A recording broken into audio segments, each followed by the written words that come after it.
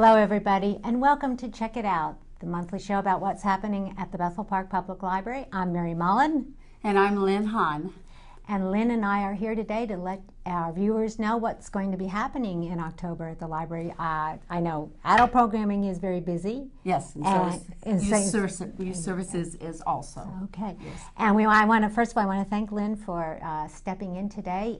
Elaine could not join us today. Unfortunately, she has a sick son. So at the last minute, and it was the last minute, right? I told her about 25 minutes ago, we recruited Miss Lynn to come in and talk about children's programming, and I'm very appreciative. Oh, happy to be here. And also, I want to let our viewers know that we have a special guest for the second part of our program today. Nancy Meyer from the Tree Haven Garden Club will be joining us.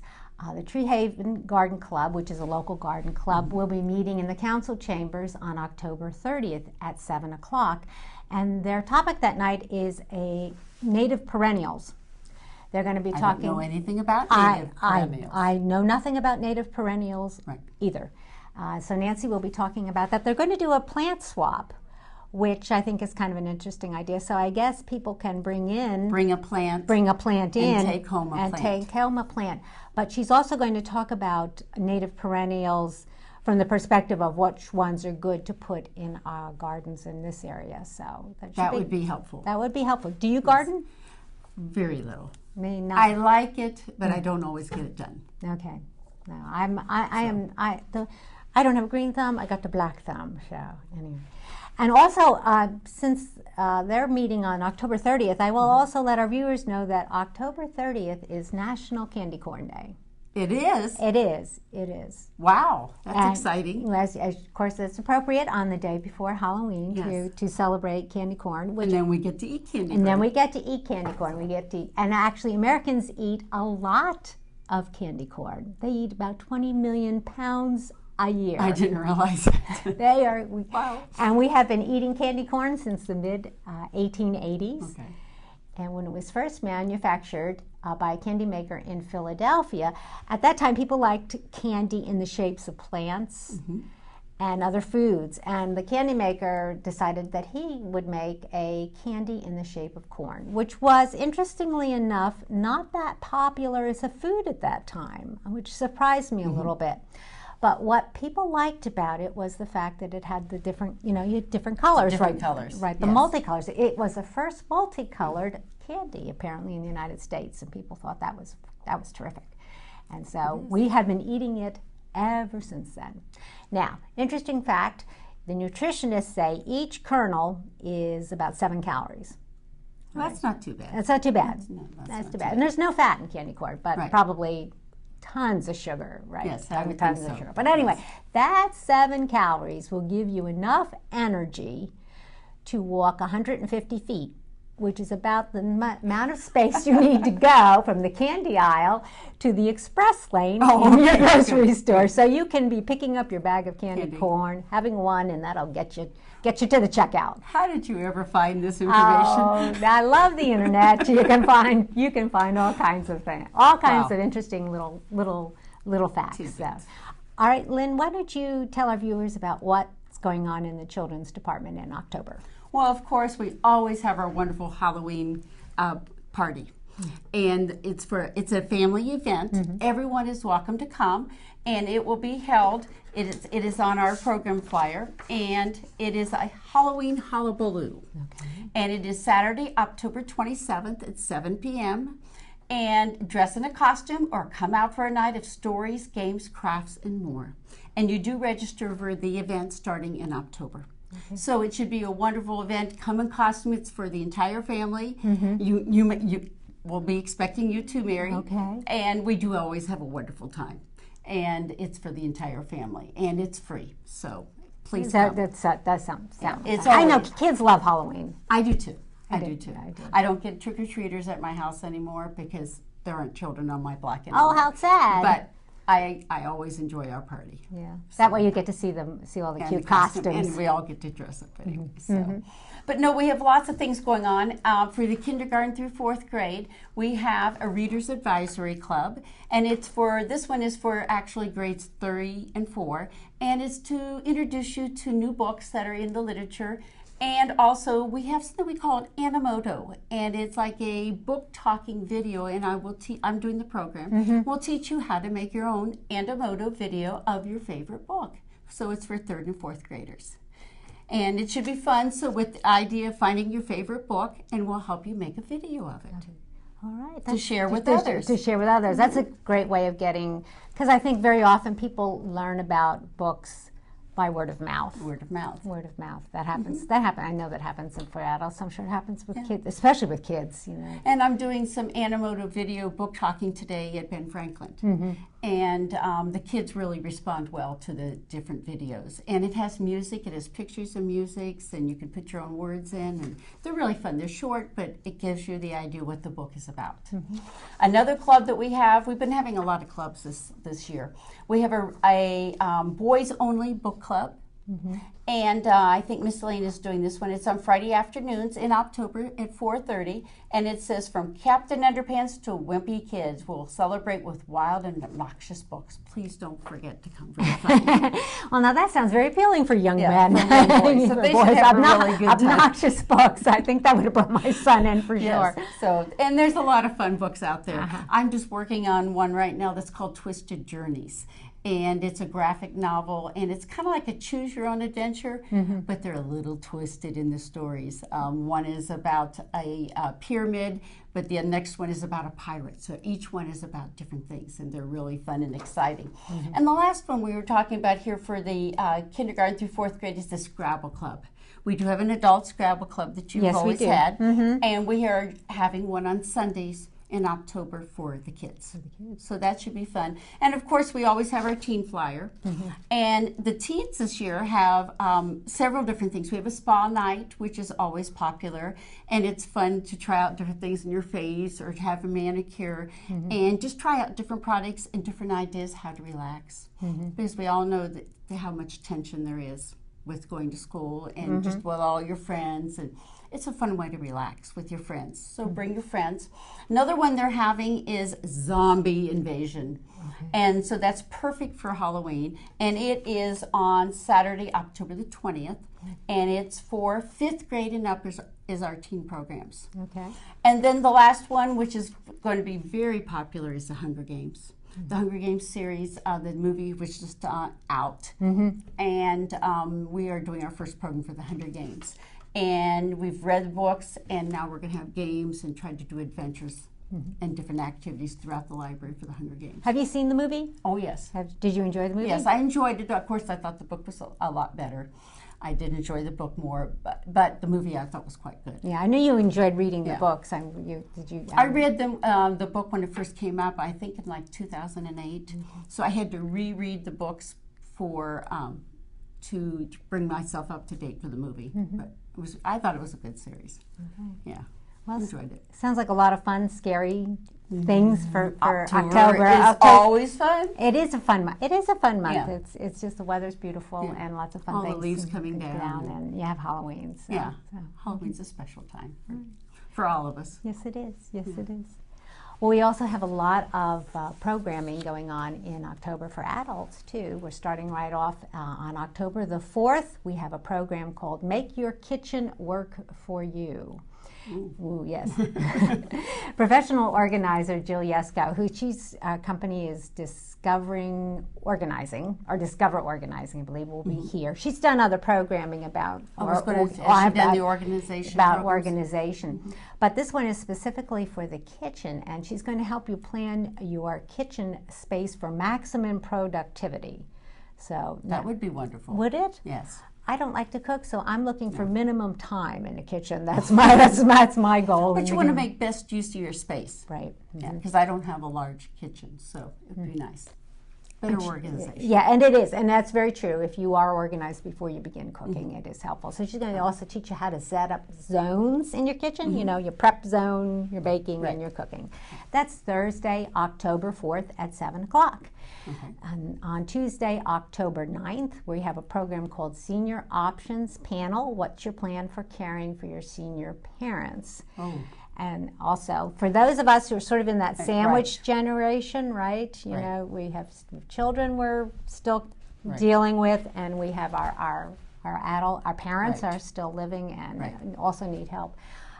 This will be a panel of experts who will be coming in, and they will be addressing 4 topics that are of interest to caregivers, and that includes benefits for veterans, services to help older adults remain in their homes, which is what all of us Are trying to do. Right. How to start the conversation Yes. when you need to make a change in living arrangements, which I find is always, that's a topic people Right. tell me is such a challenge for them. They don't know how to initiate the conversation with Yes. their parent about possibility of moving. My mother's 91, and she just recently has moved into a different situation. So yes, I can understand. And you can relate to that. And then finally, also talking about if you have to make a move, about what options there are for living Right. arrangements. So that's Senior Options Panel, Tuesday, October Excellent. 9th at 6:15. We made it at 6:15 that way because we know how hard it is to come to programs in the evening. evening This way, you're programs. just going to come from work and Yes. and then go home. Good idea. Wednesday, October 10th, Eric Martinez from True Computers will be here to talk about buying a new computer. And he's done this program several times here at the library. If you're in the Yes. market, and as we're getting closer to the holiday season, you may be thinking of about a something new computer for a Definitely. holiday purchase. And he will be here to help you look, to tell you what to look for when you're shopping for a new computer. And then on Saturday, October 13th, it's time for our annual fall vendor fair. Oh yes. And then there'll be 10 to 3 o'clock on Saturday the 13th, and we'll have vendors and crafts and homemade gifts.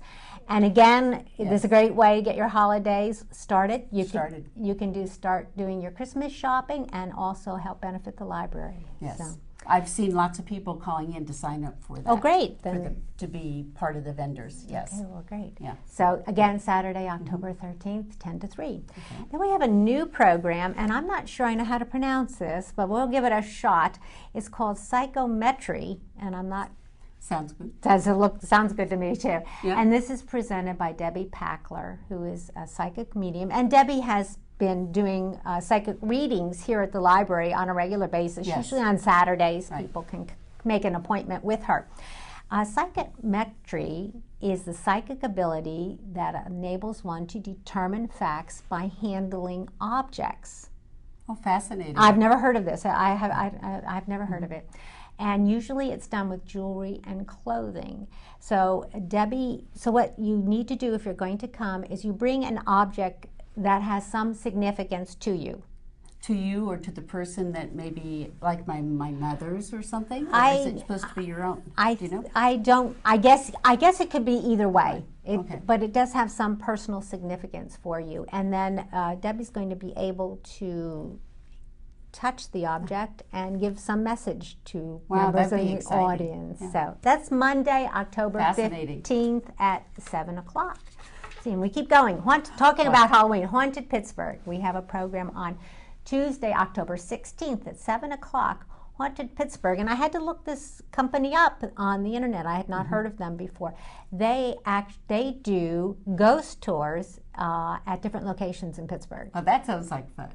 And they're going to be here to do a virtual tour. So it won't be an actual tour, but it'll be a virtual tour that includes some of the city's most terrifying locations. So that sounds like a lot of spooky and a lot of fun. I thought maybe they were going to be in the Liberty Tubes or something, Yes. I don't know. or any of the various construction spots in Bethel Park now, right? Which have been a challenge for all of us.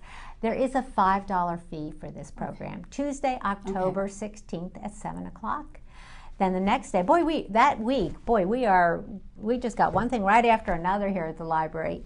Wednesday, October 17th, again at 7 o'clock, we have a program, Advanced Feng Shui Techniques. Okay. And I know we've had this program, I guess, at a beginner's level before. Yes. But our speaker will be back on October 17th at 7 o'clock, and you'll be able to harmonize your environment by placing objects like mirrors and water and plants different parts of your house. different parts, and you can create a unique map of energy for your home. Okay. Thursday, October 18th. It's a miracle we could find any space for all these programs. Best Friends Animal Society volunteer Lynn Reddy will be here to be doing a program about animal kindness and ending pet homelessness. And I know she's It's done really this. important. Yeah, it Yes. is. And she has done this program before. And she's going to be talking about the importance of adopting a pet from an animal shelter. Yes. And this is probably also a good time of year to think about that too. People may be thinking about a pet as a Yes. purchase for the holidays. And I know my son adopted, and his wife adopted a dog from a shelter. We have rescued 2 kitties. And Yes, 2 kitty cats. and- They've been wonderful. Yeah, Yes. and my son's dog is just Yes. as sweet as can be. So Yes. that's Thursday, October 18th at 7 o'clock. On Friday, we'll have a very tired staff, but we have another program. On Friday, October 19th at 11 o'clock, we have our Haunted Hat Tea. Ooh. And so that's, you bring a teacup Okay. and a friend and your favorite Halloween hat. And you can enjoy some tea and So refreshments. you bring your hat to wear. You bring your hat to wear, Okay. and there will be a prize awarded for the most unusual Halloween hat. Oh, that sounds like a fun. lot of fun. And I know they did this last year, and I know that Yes. everybody that came had a wonderful time. So that's Friday, October 19th at 11 o'clock. The following week, we have on the Wednesday, October 24th, we have a Lunch and Learn program. It's greening your cleaning products. Oh, so to get out all the chemicals. Yes, yes. Good idea. This is going to be presented by Mary Ann Garrity. She's a retired nurse and educator, and this is a topic of personal interest to her, and she's done this presentation at other libraries. And she is going to be talking about how to make your own simple, natural cleaning products at home. Oh, that sounds like a good idea. And she's going to be bringing ingredients to actually demonstrate at the program. So if people come, they should bring an empty spray bottle, because you will be allowed to take some home with you. So Oh, well, that'll be nice. wouldn't that be You can really nice? try it out. You can try it out. So that's Wednesday, October 24th. That's at noon. So you bring your lunch, because it's a lunch and learn. Oh, And you good bring your idea. lunch. We're going to have Okay. lunch. Marianne's going to talk about this, and then she's going to actually make a cleaning product right there, and people can take some home. So bring an empty Okay. spray bottle Sounds and your like a lunch good and a idea. friend, and also a small jar, because she said she might have a little bit of furniture polish too, that people can just take a Oh, you little can bit try. Okay. to put in the jar. So, all right, we're not done yet. You're not done yet. Oh yes, we are. Oh yeah, because by the time we get there, as I said, we'll be worn out by the by the end It of is the season, with It lots is. of programs. Lots of programs going on. I mean, as I said, I've already been to a haunted house. And yes, you did. Were you scared? Yeah, I know you've done this before. Yes, this is not yes. your first No, time to a we haunted went house. to the one down at South South Park, South. and it was already wonderful. And I was with Miss Ing, who used to be at our library, who's now at Shaler, and we had a wonderful time. Yeah, it's a good haunted house. It is. Yes. Okay. I'm not much of a haunted house person. My own home is scary enough. All right. Well, and of course, all of our regular programs, our monthly programs, will be going on in October. Our Right. Scrabble, our Pinochle. Right. The genealogy group will start meeting again on September 24th. So Okay. that's a Monday, I believe, at 7 o'clock. And as always, if you need any more information about anything that's happening at the library, you can give us a call. You can click on the website. Right. And better yet, you can come on in and visit and chat with us. We'd love to see you. So I want to again thank Miss Lynn for joining me with very short notice today. Thank you for letting me come. And I want everyone to stay tuned for our special guest, Nancy Meyer, and I will be chatting about native perennials. And we will see you next month. Thank you.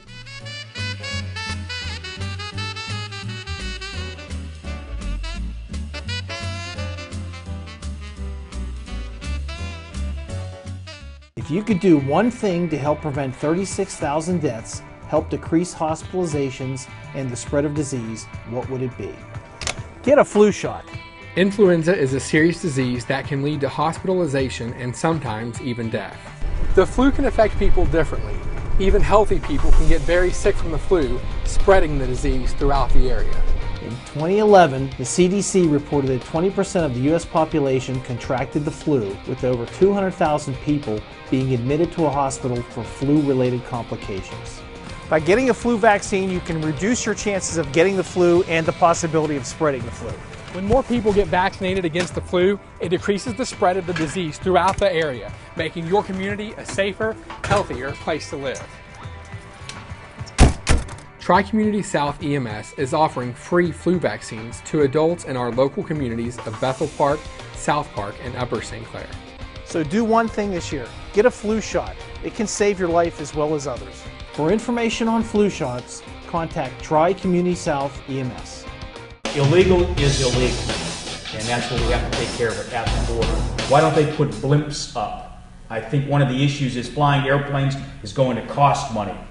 So I'd throw out, put a blimp up there, run blimps from both sides of the fence line, and they run probably at a How can Mr. Bold have it so wrong? That is one of the worst ideas I have ever heard.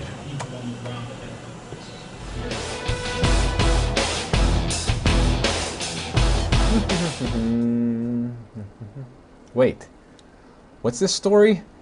Military surveillance blimps tested at the Texas-Mexico border?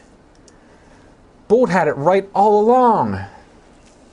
Oh man, never gonna hear the end of this one. Good morning, this is Mr. Bold calling for Mr. Dave Cable. Back in 2006, Mr. Bold was on Bethel Park right now, and if Mr. Bold recalls correctly, he was poo-pooed by Mr. Dave Cable back in 2006 for really being a wacko when it comes to suggesting blimps along the border. I told you back then that I hoped that I never saw anything official using the word blimp. Well, much to my enjoyment, the word blimp has been used in an official article when they talk about controlling the borders.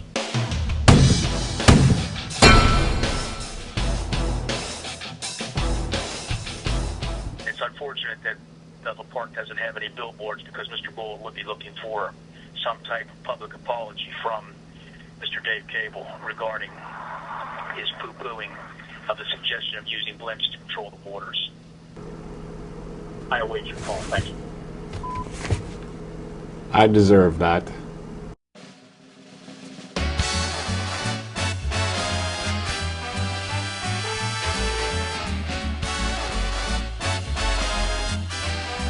Welcome back to Check It Out.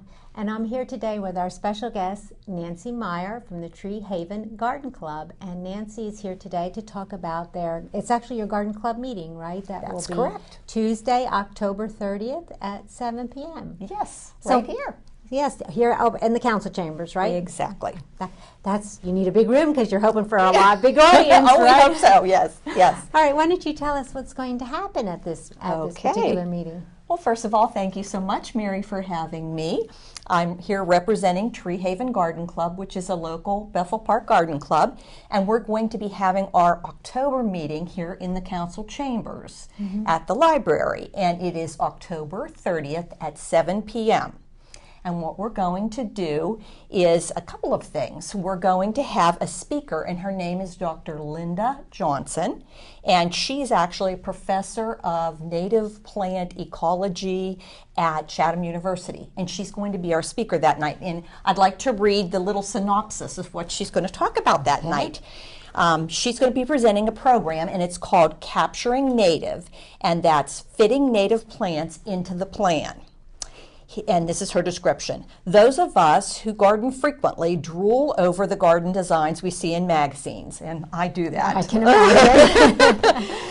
But so many of those plants are from other countries, from other states, and other hardiness zones. So they're not really things that you see around here or that are hardy around here.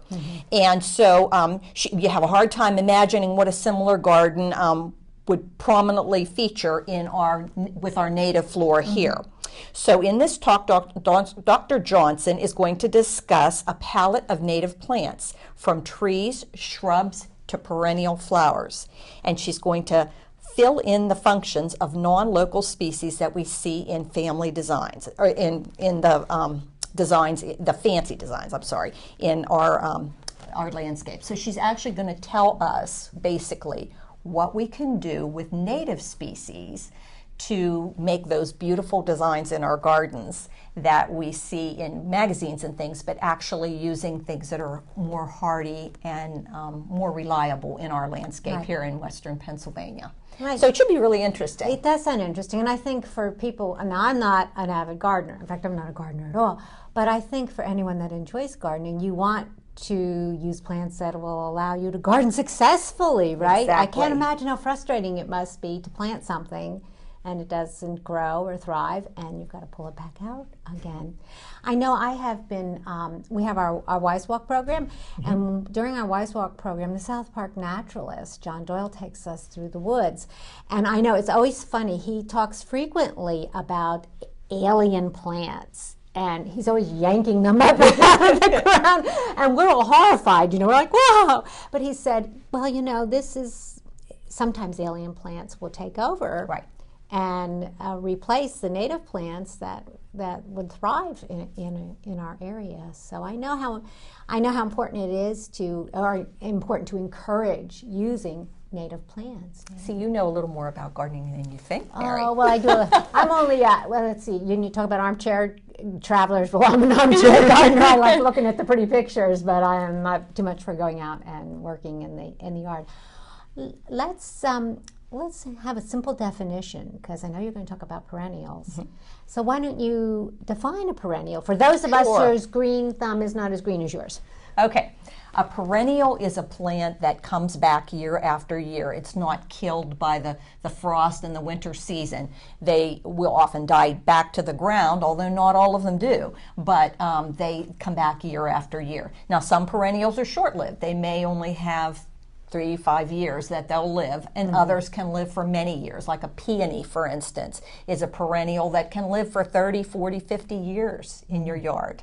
And then there's some more short-lived things, but that's a definition of a perennial as opposed to an annual, which is something that blooms for the season and then is killed by the frost here in Western Pennsylvania, and so only lives for that one season in this particular zone. Now, some things that we call annuals are actually perennials in warmer climates, because that's where they're from, and when they don't get killed by a frost, they'll live longer. But that's another topic. Yeah. I know when I visit my son in Texas in the wintertime, it's just wonderful to be someplace where things are flowering. You can go down in December and there are things flowering, and it's wonderful. Yes, that's exciting. But I just wanted to tell you that Dr. Johnson, who's going to be our speaker, teaches plant sciences, ecology, and native plant communities at Chatham University.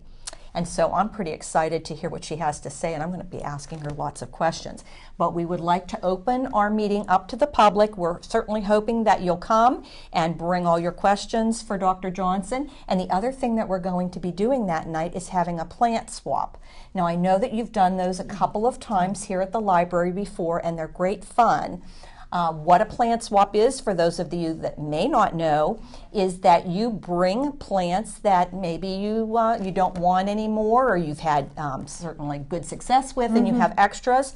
Bring those to the plant swap, and then you trade. You trade with those other individuals that have come, and you get plants for those that you've brought, if you wish. If you don't, and you just have extras of something that you'd like to bring, certainly we'd love to receive those too, and share those with other individuals. But people have brought all kinds of things, from bulbs to live plants, and this is going to be at the end of October, so it's actually still a good time for planting. That's getting towards the end of the season, but it certainly the fall is a great time for planting, and so we should be able to just get out there and get those plants in the ground soon after our meeting. Yeah, I was going to ask you, because I know fall is a good time to plant, so you'll be able to swap. And then you can just take your plant home and put it in the ground. And now, in perennials, you can divide perennials. Am I correct on that? Correct. So somebody that maybe has a very large perennial plant could actually cut through it, right? I don't know if that's the right term. Yes, that's true. And bring that in as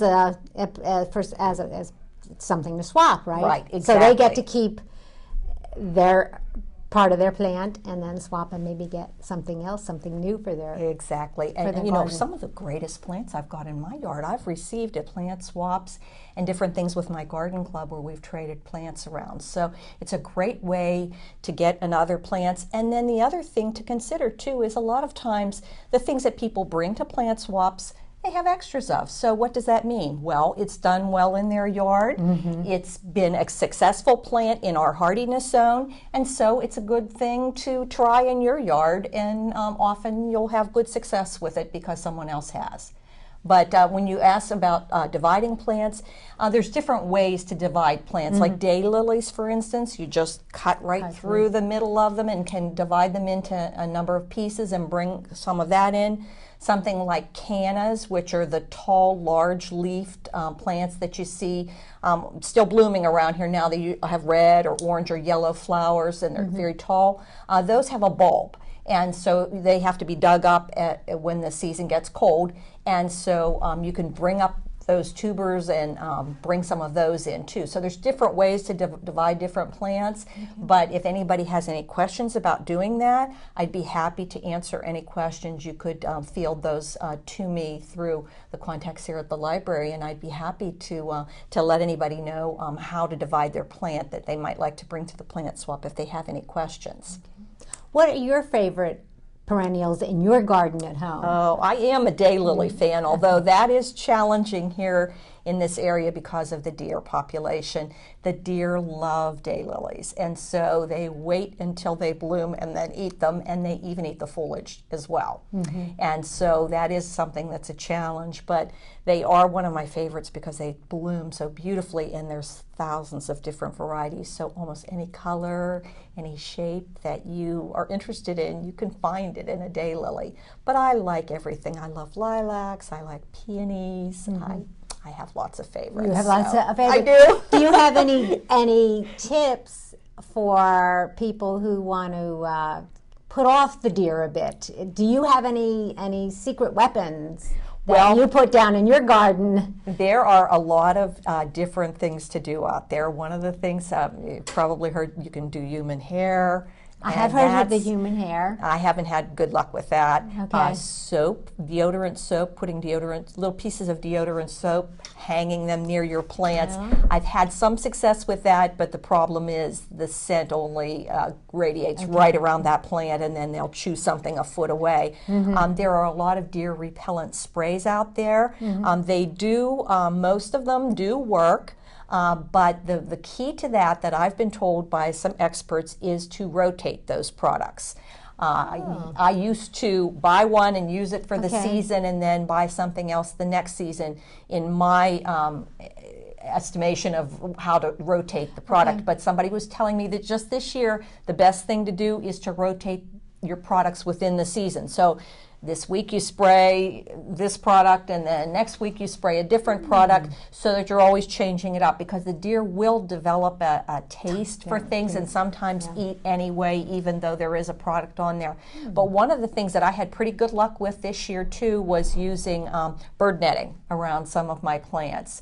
It's a black kind of a thin but very sturdy netting, and I just draped it over the plants, and they were not able to get through that and get to chew what I wanted to preserve. So it was marginally successful, let's put it that way, because they are very inventive, those deer, at finding ways to get through to eat things that they want. I know they are. We had some new landscaping done last year, and they are eating the sedum.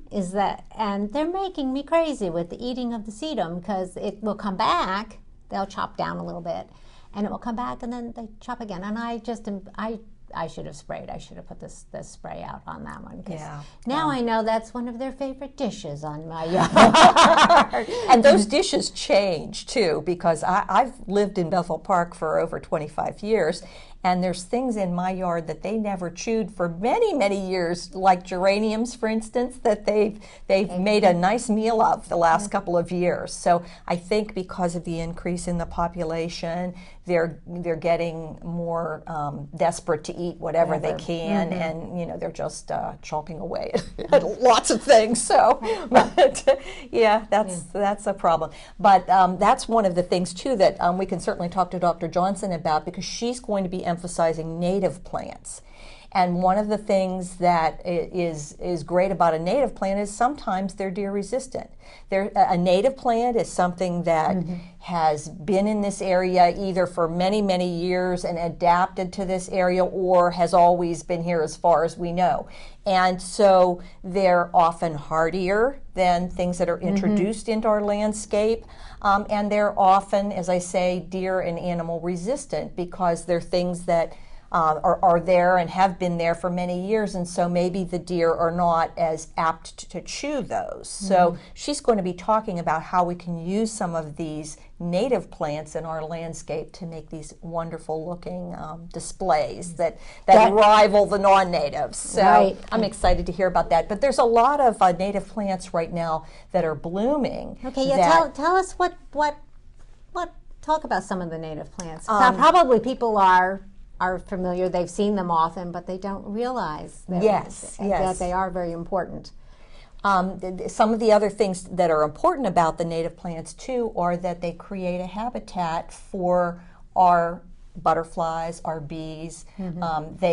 They provide that nectar that sustains them, and then it provides a habitat, sometimes a shelter for little creatures and animals too, and insects as well, that can maybe eat some of those predatory bugs that we're trying to get rid of all of the time. So there's great things about native plants, and I'm really excited to hear what all Dr. Johnson has to say. But as far as things that are blooming now that are native, one of the things is Joe Pye weed, which is a tall, kind of a pinkish purple flower that you see out on bright wood sides, and some people cultivate it in their garden too, because it actually is very lovely and is marginally deer resistant. They've nibbled on mine, but I don't think they love it. So is that a plant that will attract birds? It does. It has a nectar that will attract hummingbirds and butterflies. Love it.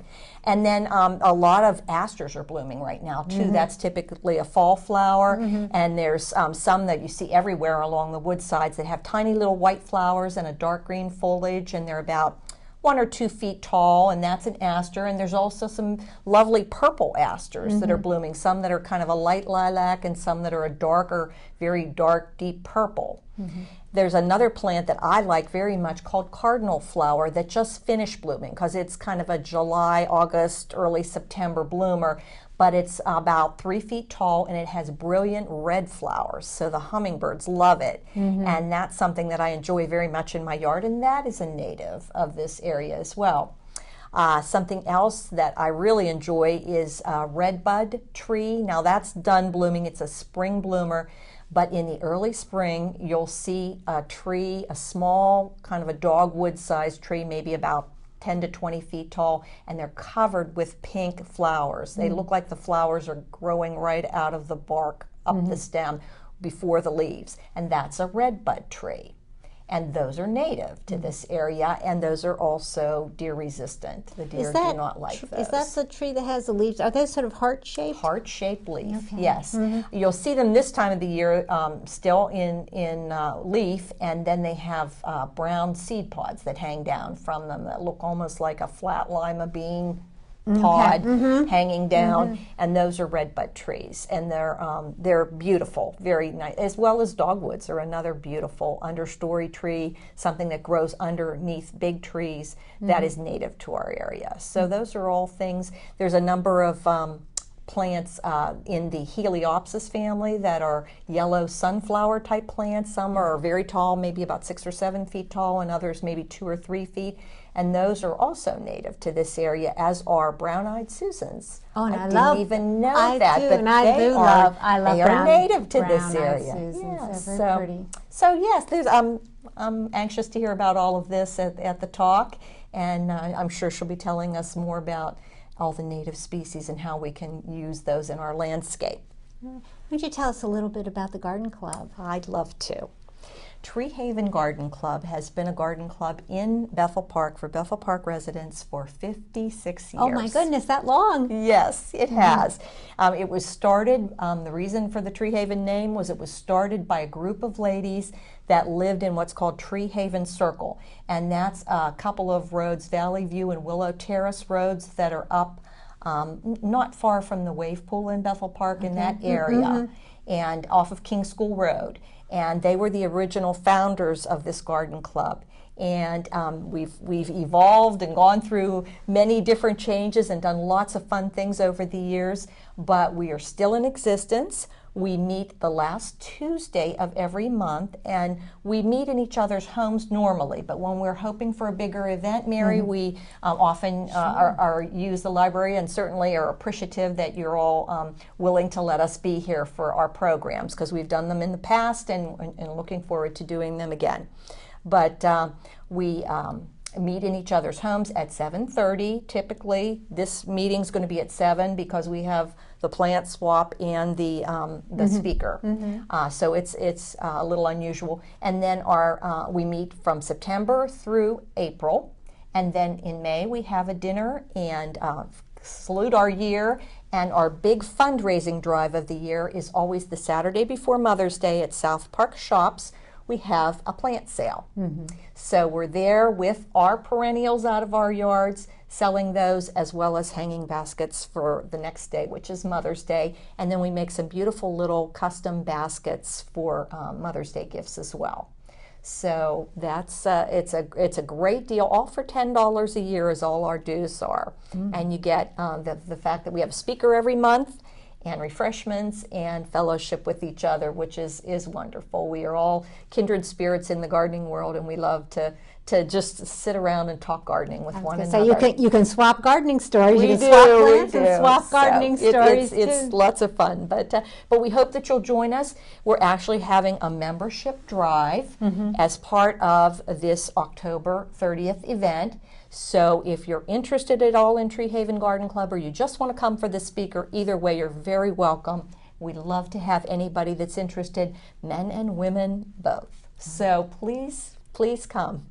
Okay, cool. And it's all free too, I must mention. Oh, good. That's very important. So I hope a lot of our viewers, even if they just come for the program or just for the speaker. plant swap, whatever they'd like to do. And certainly they can come without plants too, or they're very welcome either way. All right. Well, Nancy, it was wonderful as always. Thank you for being our guest you, today Mary. on the show, and I hope you have a very large audience on Tuesday, so too. October 30th. I want to you. thank our viewers, and Miss Elaine and I will be back next month. So long. Bye-bye.